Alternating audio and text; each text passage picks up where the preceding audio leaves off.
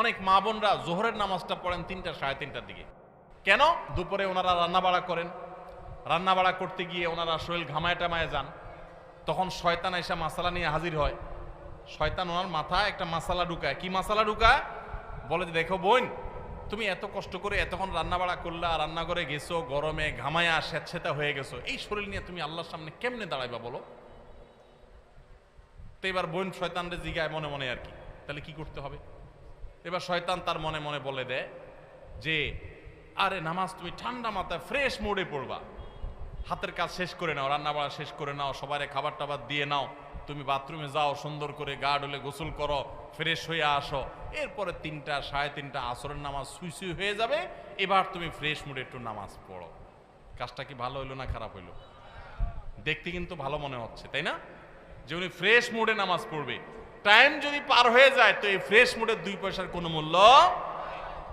আল্লাহ বলেছেন ইন্নাস সালাতা কানাত আলাল মুমিনিনা কিতাবাম মাওকুতা, নামাজ ইমানদারদের জন্য নির্দিষ্ট সময় পড়াটা ফরজ করা হয়েছে। এজন্য মা বোনরা সময় হওয়ার পর দেরি না করে, অনেক মা বোনরা মসজিদে আজানের অপেক্ষা থাকেন, বলে মসজিদে পুরুষরা নামাজ না পড়লে মহিলারা বাসায় নামাজ পড়া যাবে না।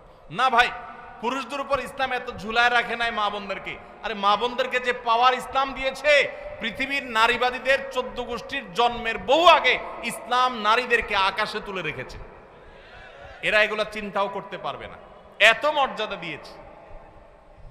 উমরা যাবেন, পুরুষ হইছেন তো জোরে জোরে তলবিয়া পড়া লাগবে, রোজা আছেন আর গায়ে রোজা আছেন, কোনো মাফ নাই, ছাড় নাই। আর মহিলা হলে আস্তে আস্তে পড়বে, রিল্যাক্স মুড, কোনো টেনশন নাই, কি আরাম, চিন্তা করেন। পুরুষ হয়েছেন 5 ওয়াক্ত মসজিদে দৌড়ায় যায়, জামাতের সাথে নামাজ পড়তে হবে, আর জামাতের সাথে নামাজ না পড়ে অবহেলা করে বাসায় নামাজ পড়ছেন তো খবর আছে, আযাব আছে, আপনি ওয়াজিব তরক করেছেন, গুনাহগার। আর মা বোন মসজিদে যাওয়ার ডিউটি নেই, বাসা পড়লেই পুরুষদের সমান সওয়াব পাবে।